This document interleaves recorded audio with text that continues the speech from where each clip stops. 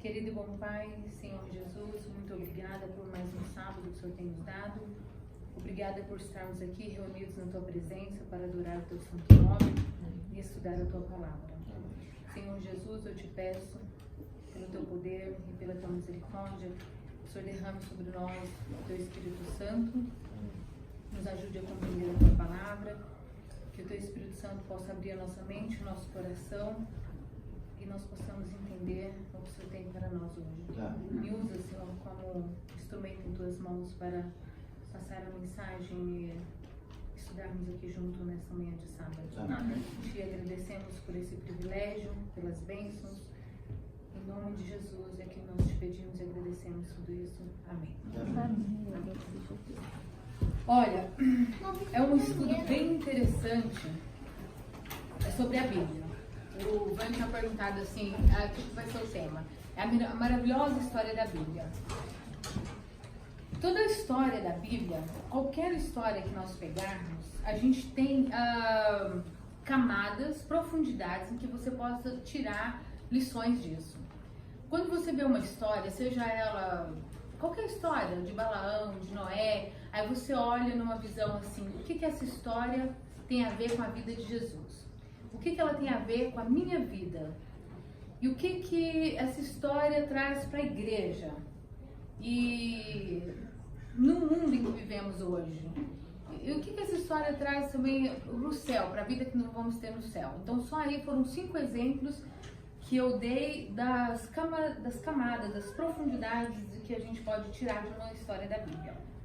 Mas a Bíblia, no contexto geral, ela tem uma história que eu aprendi que é tão bonita, tão interessante, tão fascinante, que eu falei, nossa, eu quero poder passar isso de uma forma assim, bem clara para as pessoas, para que isso possa trazer para vocês assim, um revivamento, uma reforma, uma vontade assim, de falar assim, como é maravilhosa a Bíblia, né? Como Deus colocou as coisas nessa ordem. Por exemplo, os livros da Bíblia ao serem escritos nessa ordem de Gênesis a Apocalipse, tem um porquê, faz sentido quando vamos estudar aqui agora.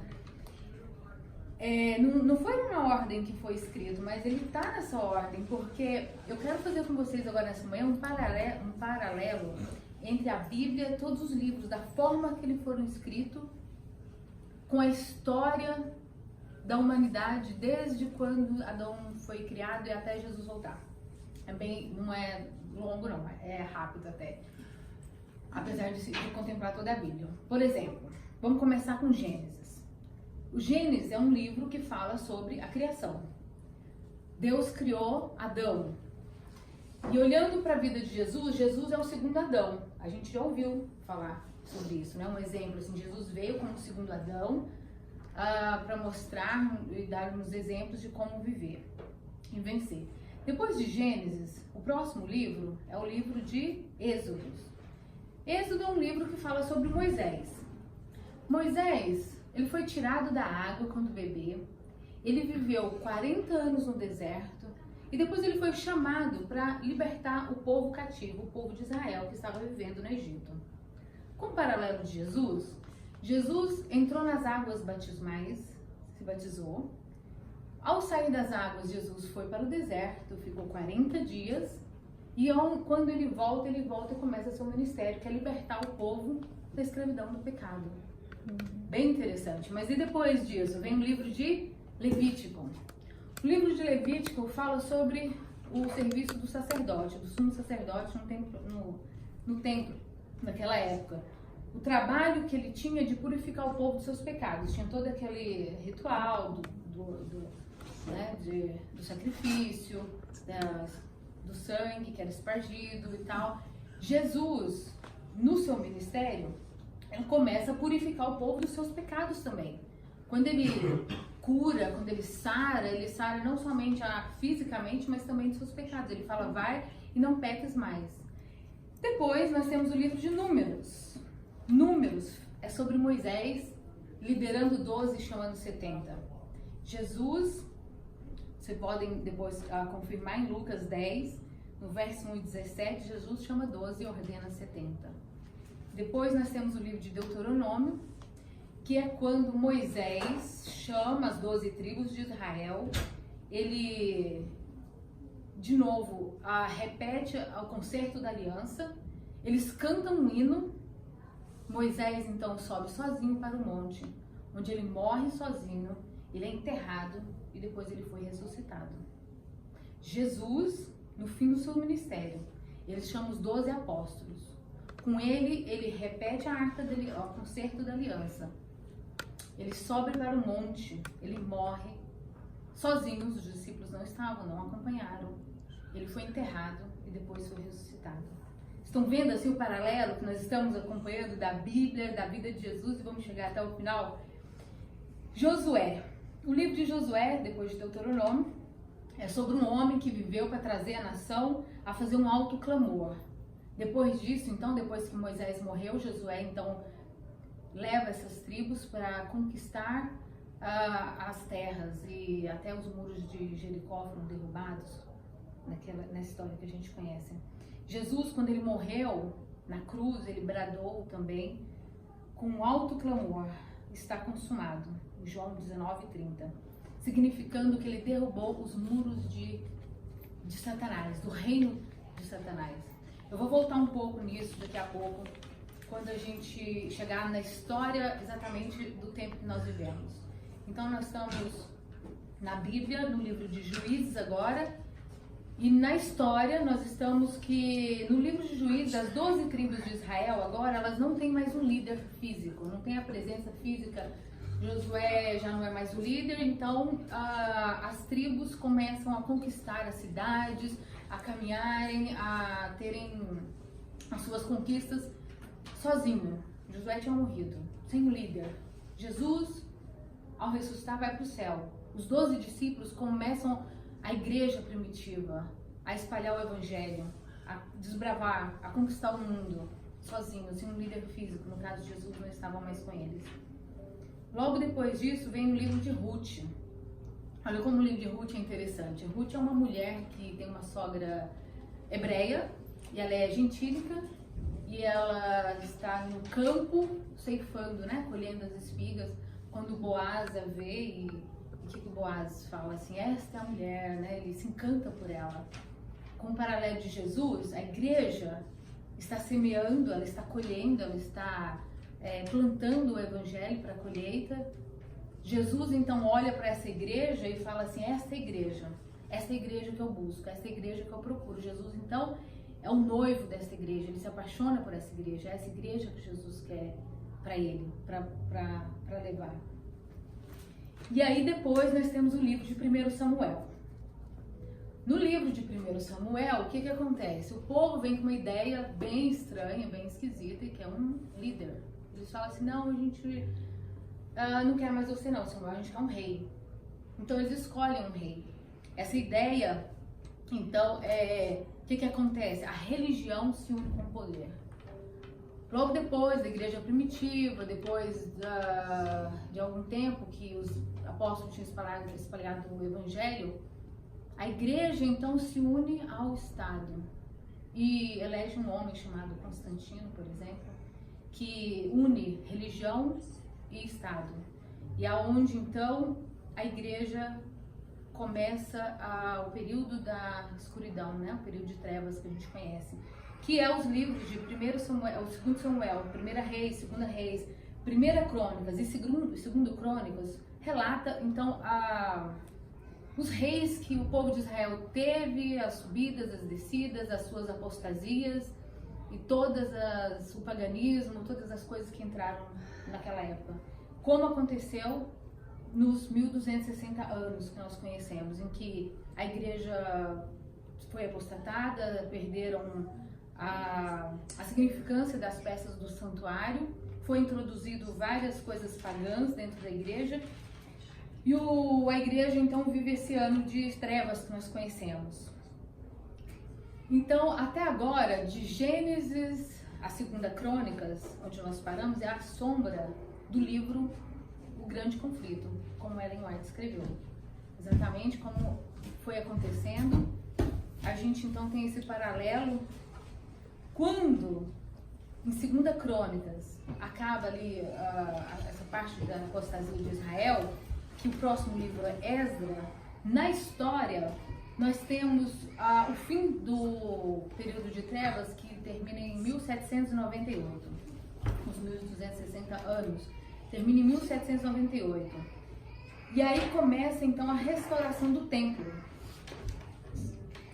De 1798 a 1844, todos aqueles historiadores, John Cliff, os valdenses, os metodistas, batistas, assim vieram, cada um reconstruindo as peças que foram se perdidas, sobre o batismo, que não é batismo de criança, sobre pregar o evangelho a todo mundo, sobre cada pessoa pode estudar a Bíblia por si mesmo, e assim foi indo.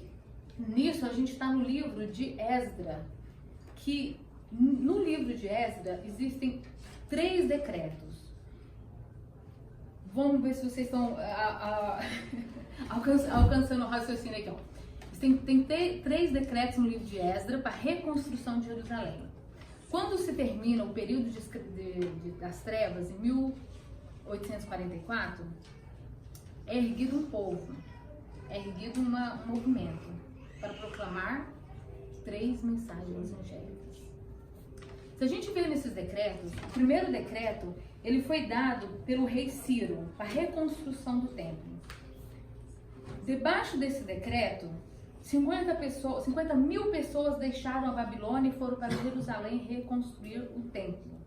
Isso está escrito no livro Patriarcas e Profetas, no capítulo 45, na página 284. Por que eu estou falando o livro e o capítulo? Porque Ellen White, no livro Grande Conflito, no capítulo 21, na página 376, ela fala que no verão de 1844, aproximadamente 50 mil pessoas se retiraram das outras igrejas e se juntaram a esse movimento.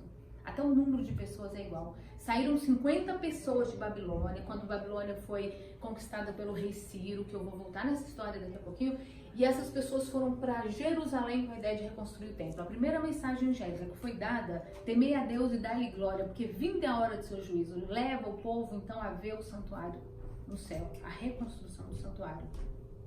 No segundo decreto, que foi dado pelo rei Dário, foi contra os inimigos do povo de Deus, que tentavam impedir o trabalho da reconstrução do templo. Então o povo estava lá reconstruindo, tinha um inimigo, o rei Dário deu então um decreto contra esses inimigos, para que eles deixassem o povo de Deus.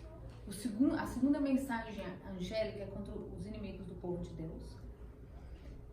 E no mesmo livro tem um terceiro decreto, que foi dado agora pelo rei Artaxerxes, que ele diz que o povo agora deveria reconstruir não só o templo de Jerusalém, mas também as casas, as ruas, os muros, tudo estava destruído em Jerusalém. Nós temos que depois de 1844, as 3 mensagens angélicas começaram a ser proclamadas. E a primeira mensagem foi voltada ao santuário, mas agora a terceira mensagem angélica, aquele que bebeu do vinho da sua fúria, recebeu o selo da marca. Então ela abrange a parte em que os muros de Jerusalém, as brechas, a brecha na lei de Deus, especificamente no sábado que nós sabemos, vão ser reconstruídas, vão ser reparadas. Nisso se termina então o período de 2.300 tardes de manhã da profecia de Daniel, sobre o santuário ser purificado, e assim, esse decreto, o terceiro, de Artaxerxes, que começou em 457 a.C., nós somos chamados para proclamar essa mensagem angélica e reparar as brechas do muro também. O povo remanescente de Deus são os reparadores da brecha, está escrito em Isaías 58 e em Amós 9, verso 11. Quando a gente passa para o livro de Neemias, a gente vai ver um quarto decreto. O mesmo rei Artaxerxes, nessa época, permitiu com que Neemias voltasse a Jerusalém. Lembra que Neemias ficou sabendo que os muros não tinham sido reconstruídos? O povo foi com essa missão, mas eles resolveram construir suas próprias casas, viver sua vida, deixaram as prioridades do templo e das coisas que eles foram fazer para lá. Então Neemias, que era o copeiro do rei, que servia o vinho para o rei, ele pediu, para o rei, a gente sabe lá quando ele orou e falou com Neemias, e Neemias então, o rei Artaxerxes então permitiu que Neemias fosse para construir construir esse muro, em 22 dias depois que Neemias foi para lá, os muros da cidade, as ruas, toda Jerusalém foram reconstruídas. De 1844 até hoje, já se passaram 174 anos. Louvado seja o Senhor pela mensagem, pelas 3 mensagens angélicas, o que elas já fizeram até hoje. Mas um quarto anjo, que é o anjo de Apocalipse 18, vai dar poder à mensagem do terceiro anjo. Nós sabemos dessa história, que quando a chuva serôdia for derramada, com toda a sua plenitude dos tempos, o alto clamor será dado, e a quarta mensagem, que não é uma nova mensagem, mas é o poder do Espírito Santo desse anjo de Apocalipse, vai dar-nos poder, então, para finalizar a obra e a reparação das brechas do muro de Jerusalém. Neemias, ele era um homem simples, como eu havia dito, né? Ele era o copeiro do rei. Nós vamos ser usados por Deus para terminar essa obra. Deus usará as pessoas simples, as pessoas humildes. A obra será terminada não pelos pastores apenas, ou pelos obreiros, ou pelos cargos grandes, ou pelo presidente, mas sim por pessoas simples, que entregarem a vida a Deus com humildade, que o buscar de todo o coração, de toda a alma, de todo o entendimento. É o povo que vai fazer com que a glória de Deus seja manifestada nesse povo, nesse remanescente, nesses 144 mil, que foram fiéis aos mandamentos de Deus e tiveram fé em Jesus. Toda história bonita é legal quando a gente vê até o fim da história. Mas essa história está pausada, exatamente no livro de Neemias. Nós pausamos a história. Ela já foi escrita. Jesus está esperando para que o seu povo termine essa história, para que nós demos continuidade a essa história. A reconstrução dos muros de Jerusalém, dessa brecha. A história, então, eu vou fazer um outro paralelo rapidinho. Lembra onde que a gente está, então? Em Neemias. E o que o povo de Deus tem que fazer? Os 144 mil. Hoje nós estamos na época do preparo. Receberemos, então, a chuva serôdia em abundância, como foi no Pentecostes. Como dissemos na lição da escola sabatina, a união, juntos, como foi no dia lá do Pentecostes, a união dessa igreja adventista do sétimo dia, do seu povo, todos em um só pensamento, em uma só vontade, em um só coração, sem divisão, sem dissidentes, sem grupos, esse grupo está trabalhando nisso, aquele, todos juntos, unidos, em um só propósito, irá espalhar essa mensagem a todo mundo, e então Jesus virá. O que vai fazer com que as pessoas saiam de Babilônia? Como é que você tira uma pessoa do erro, assim? Quando formos nos últimos dias pregar essa mensagem, é a glória de Deus, é a glória. Na Bíblia está escrito, no Espírito de Profecia, essa glória que ilumina o povo de Deus, que vão falar assim, eu quero saber mais, quem é esse Deus que você conhece? Muitos que as sementes já estão prontas para brotarem no coração, mas que ainda não foram chamados por esse movimento, porque nós não estamos preparados para recebê-los. Então, eu vou fazer um outro paralelo assim, ó. Quando Ciro estava indo, vamos deixar a história da Bíblia só um pouquinho, ela tem continuidade, mas nós paramos aqui. Então, veja bem como que é essa glória de Deus. Quando Ciro estava indo para Babilônia, para conquistar a cidade de Jerusalém, de Babilônia, se a gente ler lá em Daniel, Daniel na festa de Belsazar, Daniel 5, pega lá, Daniel 5, de 10 a 1, Daniel 5, de 10 a 1, lá fala que o rei Belsazar, como nós já conhecemos essa história, a gente nem precisa entrar em detalhes, que é só um paralelo que eu vou fazer aqui agora. No verso 1 fala assim, o rei Belsazar deu um grande banquete a 1000 dos seus grandes e bebeu vinho na presença dos 1000. Vamos lá no verso 5. No mesmo instante apareceram uns dedos de mão de homem e escreviam defronte do candeeiro, na caidura da parede do palácio real, e o rei via os dedos que estavam escrevendo. Então o rei Belsazar estava lá dando uma festa, os reis estavam embriagados, nesta festa estavam os dirigentes, os governadores, todos os importantes de Babilônia estavam lá. Ele estava tranquilo porque ele sabia que o rei Ciro estava lá fora com seus soldados, mas ele estava tranquilo porque eles tinham suprimentos para comer durante um bom tempo, mesmo que ficasse reinado. Os muros de Babilônia eram protegidos pelo rio Eufrates. Então ele achava que aqueles muros eram impenetráveis, e que o seu reinado era um reinado bem seguro. No paralelo, eu quero levar vocês na história de Jesus quando ele foi crucificado. O reino de Babilônia não é nada mais, nada menos do que o reino de Satanás. E o rei desse reino é o próprio Satanás. E os muros que ele construiu é a morte. Lembra quando Jesus falou assim, ó morte, vencida está o seu aguilhão e tal? Que Jesus, então, dá-nos a vida eterna? Não é isso que é o nosso presente? Não é isso que a gente proclama, que a gente tem uma vida eterna? Que não é só essa vida? Então, o rei Ciro estava do lado de fora com seus soldados e o cavalo que ele mais gostava caiu no rio Eufrates. E aí ele ficou com muita raiva, assim, indignado, e começou a jogar pedras no rio Eufrates. E os seus soldados também jogaram pedra. E esse rio, o leito do rio dele foi desviado, secou. Quando secou, eles viram uma estrada debaixo dos muros de Babilônia que dava num portão. Chegaram nesse portão, o portão estava aberto, estava destrancado.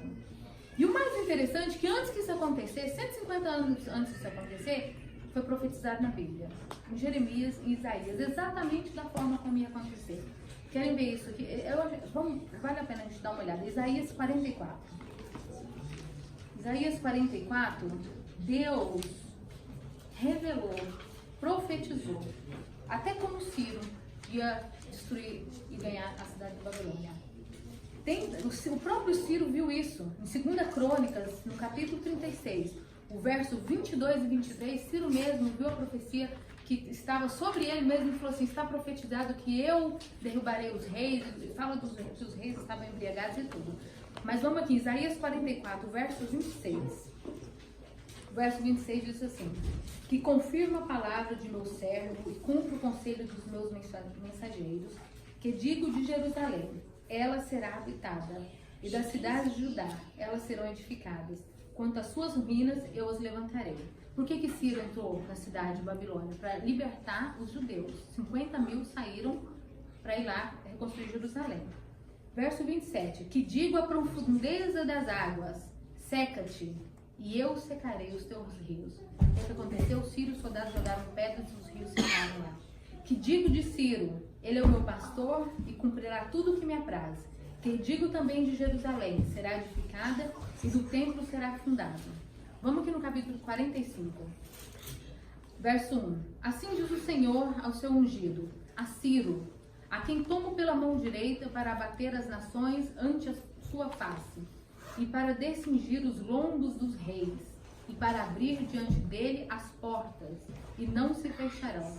Verso 2. Eu irei adiante de ti, endireitarei os caminhos tortuosos, quebrarei as portas de bronze, os portões eram bem fortes, se não tivesse destravados, não teria como derrubá-los. E despedaçarei as trancas de ferro. 3. Dar-te-ei os tesouros escondidos, as riquezas encobertas, para que saibas que eu sou o Senhor. Então foi profetizado essa queda de Babilônia. Quando Ciro entrou em Babilônia, essa mão que nós lemos em Daniel, que escreveu lá na parede, Ellen White, no Comentário Bíblico, volume 5, página 1109, ela também faz esse paralelo. Ela fala assim, que a mesma mão invisível que escreveu na festa de Belsazar foi a mesma mão que rasgou o véu do templo do santuário. Quando escreveu lá, Mene Tekel Parsim, está consumado. Os dias, então, do reinado foram pesados na balança, achados em falta, finish. It is finished. Toda a história da Bíblia, eu falei que você pode levar para Jesus, para sua vida, para a igreja, para o mundo e para o céu. Vamos levar para a vida de Jesus. Jesus foi levado fora dos muros de Jerusalém. Fora dos muros de Jerusalém, ele foi crucificado. Ele entrou nas profundezas da terra, quando ele foi enterrado. Ele entrou no domínio de Satanás, que é a morte. Ele, debaixo da terra, ele abriu os aguilhões, ele abriu os portões, que Satanás falava que era invencível. Tanto é que quando Jesus estava na tumba, ele colocou uma pedra enorme e mandou colocar um selo. O que o selo significa? O meu reinado. O rei na tumba, quando Jesus morreu, ele falou assim, esse aqui é o meu reinado.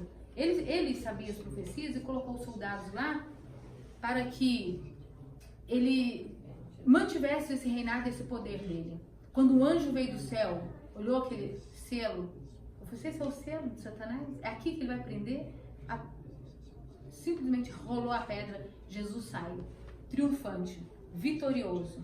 É essa glória de Jesus crucificado, morto e ressuscitado que vai fazer com que os 144 mil brilhe, irradie e chame a atenção para o povo do mundo. E que esse povo do mundo acorde e fale assim, existe um Deus ressuscitado que hoje está no santuário, no lugar santíssimo do céu, intervendo por cada um de nós. Estamos sendo julgados nesse momento. Jesus então virá. Se nós não entendermos a história da Bíblia hoje, se nós fizermos como os apóstolos, que quando Jesus morreu, não entenderam, estavam tristes, caminhando no caminho de Emaús, morreu, e a gente achou que ele ia ser o nosso rei, que ele ia derrubar os romanos e ia ser o reinado aqui na terra. Não entenderam, mas eles tiveram tempo. Quando a chuva serôdia caiu, eles foram iluminados, saíram para pregar o Evangelho, entenderam o que o Evangelho significa, entenderam o que era a ressurreição de Jesus, entendeu o que era a vida eterna e pregou isso. Foi isso com que 3.000 pessoas se batizassem uma só noite. É isso que vai fazer com que multidões venham das cidades, das igrejas caídas, de Babilônia, e beba esse vinho novo que nós temos para oferecer. Babilônia está oferecendo um vinho velho, uma doutrina errada, algo que... coisas... a mortalidade da alma, como chama? Purgatório, coisas que não são bíblicas, são doutrinas erradas. Nós temos um vinho novo. Quando Jesus estava aqui na terra, o primeiro milagre de Jesus foi a transformação da água em vinho. Isso tem um significado. O vinho novo foi dado para nós darmos para as pessoas agora, no último dia. Lembra que o homem lá falou assim, o melhor você separou por último? Esse é o melhor está por vir. Contar para as pessoas que a vida não acaba aqui, que o melhor está por vir, que Jesus vai voltar, que Jesus vai nos levar para o céu. Quando enterraram Jesus, então, e colocaram numa pedra, uma tumba, ele saiu vitorioso. Isso representa nós, se a gente ainda está morto espiritualmente, se a gente ainda não saiu para proclamar essa mensagem, essa incumbência que Deus nos deu, a pedra está na nossa vida, a pedra, Satanás, está lá na tumba. A gente tem que sair dela, Deus rolou a pedra para que nós saíssemos e foi dado para nós essa missão. Quando estamos libertos, a gente tem algo a fazer. Quando o Ciro, então, libertou o povo de Babilônia, que ele derrubou Babilônia, que a gente já sabe toda aquela história, né? Morreram todos eles lá, os reis e tudo, ele pegou os vasos e tal, foi para Jerusalém. O povo tinha uma missão, os 50 mil saíram com uma missão. Quando essa igreja começou em 1844, foi 50 mil com uma missão. Então, quando Deus nos liberta disso, nós não fomos chamados para cuidar dos nossos próprios negócios. Estamos no deserto, construindo nossas casas, atrás do nosso interesse. Alguém está sendo perseguido hoje? Não. Tem perseguição na igreja? Não tem perseguição, porque estamos calados, estamos quietos, estamos acomodados. Isso ainda não aconteceu.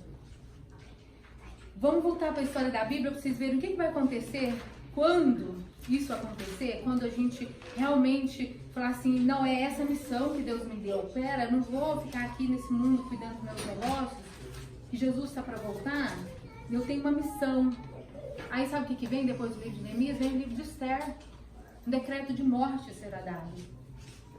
Um decreto de morte tem no livro de Esther. Lembram disso? Ela jejuou e orou. E nós vamos jejuar e vamos orar e vamos clamar a Deus. E Deus então vai nos proteger, porque Ele protegeu o seu povo e Ele prometeu. Ninguém vai morrer depois desse tempo. Ninguém vai morrer com esse decreto. Deus vai livrar todos. Aí sabe o que o povo vai fazer? Vai pensar, o povo de Deus, o paralelo agora. Jó parecia que estava sendo abandonado por Deus, né? Viveu a grande tribulação que ele clamava e falava assim, Deus me abandonou, os amigos dele falavam, o povo de Deus vai passar por um pequeno tempo de angústia, um grande tempo de angústia que nós conhecemos nos livros dos eventos finais, E vai clamar a Deus, vai falar assim, será que Deus me abandonou? Olha o que está acontecendo. O mundo inteiro contra nós, desse decreto de morte. Antes disso tem um decreto dominical, mas quando a gente estiver já nos matos, correndo, nós vamos lembrar, sabe do quê? Quem estudou, quem está buscando, quem procurar, dos salmos. Os salmos de Davi foram feitos para o povo nessa época. Imagina você lá no mato correndo, o povo do mundo inteiro já sendo selado, já foi separado os dois grupos, os que temem a Deus e dá-lhe glória, guardam seus mandamentos, que tem a fé em Jesus, já tem o selo de Deus, os que já tem o selo de Satanás. Só falta Jesus voltar e as pragas caírem. No meio disso tudo, o povo está clamando o Salmo 91.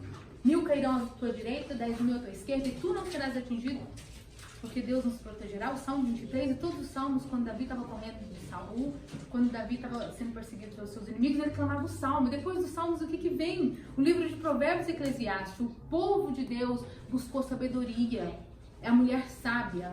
Em Provérbios 31 fala sobre duas mulheres. Aquela que embriaga os reis da terra, que é a igreja caída, que é a Babilônia, que está dando vinho e está embriagando os governadores, os reis da terra, e todo mundo está sendo enganado, perdido. Mas a mulher de Deus, a noiva, a igreja pura e verdadeira, a mulher sábia de Provérbios 31, não se contaminou com essas doutrinas. E aí o que acontece? Vem Cantares de Salomão. O que Cantares de Salomão fala? Sobre a noiva e o noivo. É um livro assim onde descreve a noiva de Deus adornada, preparada. Então Deus vem para buscar a sua igreja, aquele povo remanescente, os 144 mil que estavam ali no meio do mato, correndo, escondido, clamando o salmo, e Deus aparece nas nuvens do céu. Primeiro como uma nuvem branca e depois todas aquelas milhares e milhões de anjos para buscar a sua noiva. E então, depois do livro de Cantares de Salomão, vem os grandes profetas, né? O livro de Jeremias, Ezequiel, Isaías, que fala sobre os 1000 anos, fala sobre o julgamento, o que vai acontecer, né? Jesus vai voltar, vai pegar todos os santos, vão ressuscitar, vão para o céu, vão passar 1000 anos, Satanás vai ficar aqui preso durante esses 1000 anos, e aí vem os profetas menores que falam sobre esse julgamento de 1000 anos, como será, e também quando Jesus então voltar conosco já, e aí os ímpios ressuscitarão e cada um vai receber a sua recompensa de acordo com a sua obra e a sua decisão. Termina então com o livro de Malaquias, que diz o quê? Que os ímpios tornarão cinzas debaixo de nossos pés. Malaquias 4:1. Acabou. Todo o Velho Testamento, de Gênesis a Malaquias, é a história do grande conflito. A história que nós conhecemos. O livro de Mateus, continuando assim no Novo Testamento, Cristo estará no meio de nós, habitará no meio do seu povo e governará para sempre. Mateus 1:21 e 23. Então imagina, aí tudo foi destruído, acabou os ímpios, tem Jerusalém, o povo de Deus então habitando entre nós. Todo povo, toda língua, toda nação, todos juntos. O livro de Atos. As pessoas que vão fazer parte vieram de Efésios, Coríntios, Romanos, vários lugares do mundo, que vai compor essa nação do reino de Deus. Para que nós vamos estar todos reunidos, todos os povos, toda língua, todo lugar do planeta Terra, para ouvirmos pela eternidade as revelações de Deus para nós. Livro de Apocalipse. Dizem que o mistério da crucifixão de Deus, nós entendemos parte dela. O resto será estudado pela eternidade. Até os anjos querem estudar esse mistério, desse amor, de quando Deus se reuniu com Jesus e falou assim, nós vamos morrer por eles. Antes que nós tivéssemos sido criados, desde a fundação do mundo, esse plano foi feito. E Satanás ficou com raiva porque ele queria saber qual era o plano de Deus. O plano que Jesus, por que Jesus era tão ali com Deus e eles tinham esse plano? Ele não podia saber esse plano. Esse é um mistério de Deus revelado para nós. Jesus veio e morreu. Naquele dia que ele ressuscitou, Satanás perdeu o seu reinado, caiu. Nós vivemos agora o reino de Deus, o reino da graça, o reino da vida eterna. Essa vida é passageira. Qualquer que for os anos que vivemos aqui é pouco, perto da grandiosidade que vai ser no céu. Então, essa é a mensagem que eu tinha para passar para vocês. Esse é o paralelo. E Tô dando uma olhada aqui se eu passei todos os livros, chegamos em Apocalipse, terminamos então essa mensagem. Eu espero que vocês reavivem com isso. Por isso que eu gosto de compartilhar, sabe? Quando eu vejo uma mensagem assim que pensa assim, gente, que coisa interessante, como que Deus sabia, como que Deus previa, como que eu nasci nessa época e por que eu tô aqui? Faz sentido na sua vida? Por que você conheceu essa igreja? Por que você é adventista do sétimo dia? Por que você tá vindo aqui dia de sábado? Qual que é a sua missão?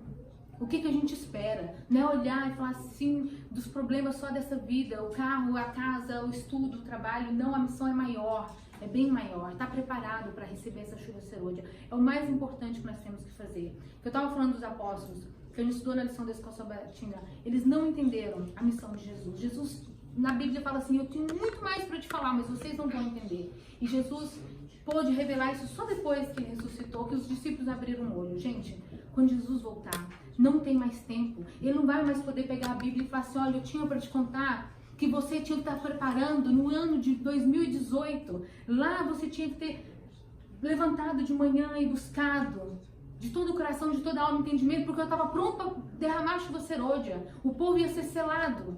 Agora não vai dar mais tempo. Nós não temos outra chance. A chance é hoje, a chance é agora. Para entender isso.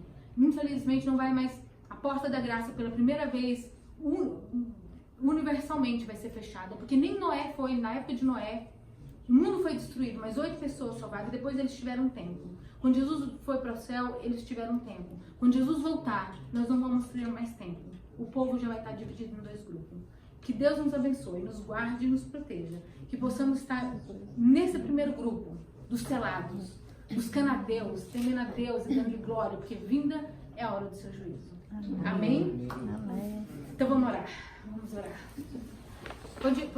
Podem ficar em pé, por favor.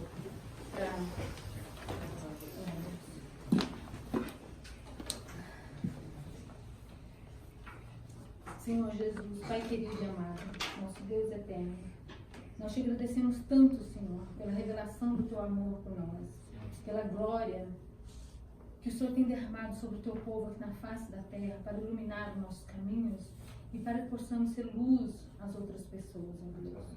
Por favor, usa cada um que está aqui hoje, nessa manhã de sábado. Usa cada um de nós para podermos pregar esse evangelho para as pessoas que ainda não sabem, para podermos ter amor ao nosso próximo e saber que tão breve o Senhor vai voltar, mas existe uma esperança tão boa de uma vida eterna ao teu lado, Senhor. Prepare também a nossa mente, o nosso coração para compreender essas verdades a cada dia, para querer estudar mais a tua palavra, tão linda as mensagens que o Senhor tem deixado para nós, as revelações que o Senhor tem nos dado, Senhor. Mas nós somos limitados para compreender.